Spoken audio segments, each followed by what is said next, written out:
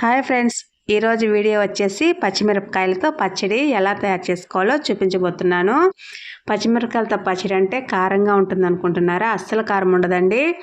ఇది వేడివేడి అన్నంలోకి నెయ్యి వేసుకొని తింటే చాలా రుచిగా ఉంటుంది.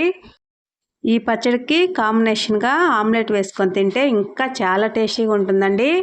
ఈ ఒక్క పచ్చడితోనే అన్నం అంతా తినేయచ్చు. ఈ పచ్చడి ఎలా తయారు చేసుకోవాలో చూసేద్దామా? ఈ మిరపకాయ పచ్చడి చేసుకోవడం కోసం మీడియం సైజు నిమ్మకాయ ఉంటుంది కదా, అంత చింతపండు తీసుకొని కొంచెం నీళ్లు వేసుకొని నానబెట్టేసుకుందాం.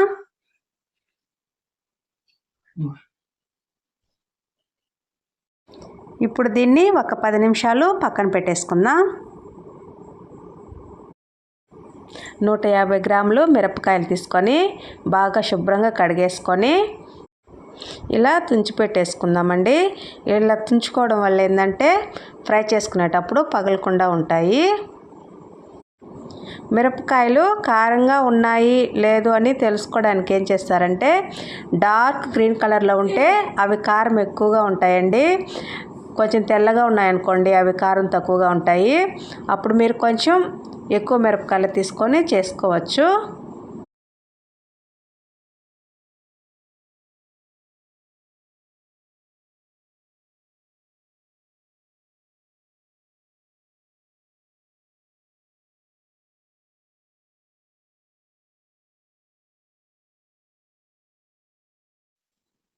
అన్నీ ఇలా తుంచి పెట్టేసుకోండి. స్టవ్ ఆన్ చేసుకొని బాండీ పెట్టేసుకొని 2 టేబుల్ స్పూన్ల ఆయిల్ వేసుకున్నాను.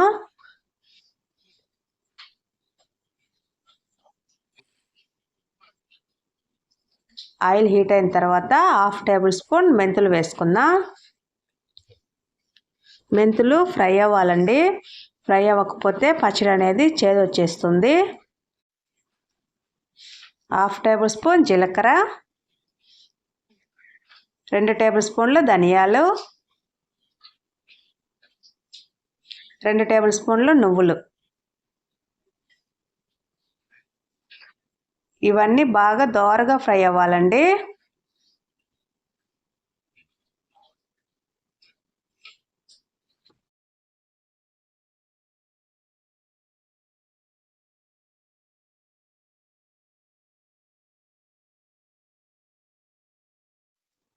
ఇవి బాగా ఫ్రై అయిపోయాయి కదా, మనం ఫస్టే తుంచి పెట్టుకున్నాం కదా పచ్చిమిర్చి, అవి వేసేసుకొని ఒకసారి బాగా కలిపేసుకొని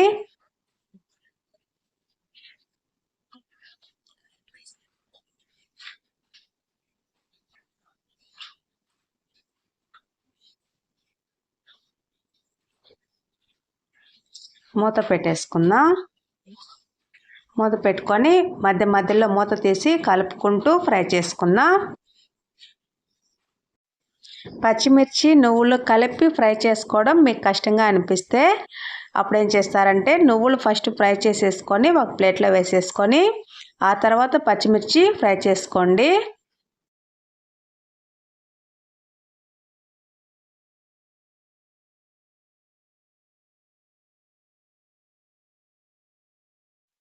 మూత తీసి చూద్దామండి. చూడండి, పచ్చిమిర్చి నువ్వులు చక్కగా ఫ్రై అయిపోయాయి కదా. ఇప్పుడు మనం స్టవ్ ఆపేసుకుందాం. ఇదంతా కూడా ఒక మిక్సీ జార్లో వేసేసుకుందాం. నేను మిక్సీలో గ్రైండ్ చేస్తున్నానండి. మీ దగ్గర రోల్ కన్నా ఉంటే దాంట్లో దంచుకోండి. టేస్ట్ అనేది ఇంకా చాలా బాగా వస్తుంది. మనం ఫస్టే నానపెట్టుకున్నాం కదా చింతపండు, అది వేసేసుకుందాం.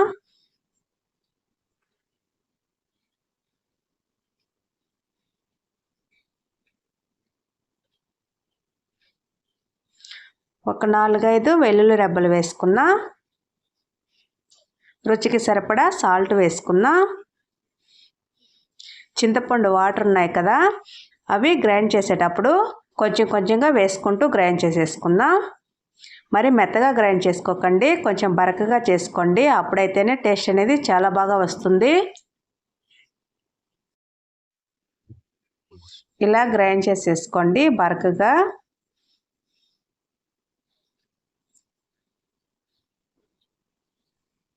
ఇప్పుడు దీంట్లో ఒక మీడియం సైజు ఆనియన్ తీసుకొని కట్ చేసి వేసుకుంటున్నాను. దీన్ని ఒక 2 పల్సులు ఇస్తే సరిపోతుందండి. ఇలా బరకగా చేసేసుకోండి.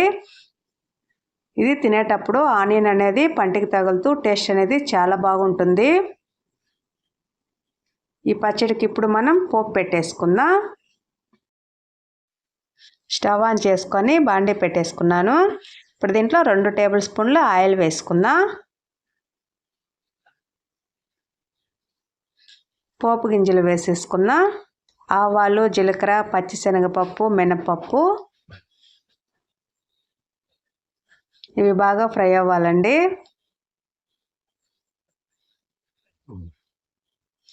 ఒక ఎండుమిర్చి చుంచి వేసుకుంటున్నాను. కొంచెం కరివేపాకు, 1/2 టేబుల్ స్పూన్ పసుపు. మీకు ఇంగువ ఫ్లేవర్ నచ్చినట్లయితే కొంచెం ఇంగువ వేసుకొని కూడా ఫ్రై చేసేసుకోండి, లేదంటే స్కిప్ చేసేయండి. స్టవ్ ఆపేసుకుందాం.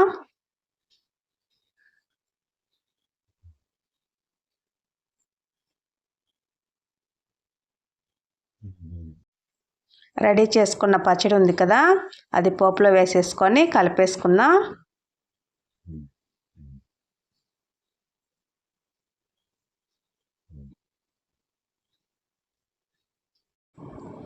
ఈ పచ్చిమిరపకాయల పచ్చడి వేడివేడి అన్నంలోకి నెయ్యి వేసుకొని ఈ పచ్చడి వేసుకొని తింటే టేస్ట్ అనేది చాలా బాగుంటుందండి. అలాగే పొద్దున్నే టిఫిన్స్లో కూడా ఈ పచ్చడి చాలా బాగుంటుంది. మీరు ఖచ్చితంగా ట్రై చేయండి. ట్రై చేసి ఎలా వచ్చిందో కామెంట్ చేయండి, లైక్ చేయండి, షేర్ చేయండి. ఈ వీడియో కనుక మీకు నచ్చినట్లయితే మా ఛానల్ని సబ్స్క్రైబ్ చేసుకోండి. అలాగే పక్కనే ఉన్న బెల్ బటన్ని క్లిక్ చేయండి. అలా చేస్తే నేను పెట్టే ప్రతి వీడియో నోటిఫికేషన్ మీకు వస్తుంది. Thank you.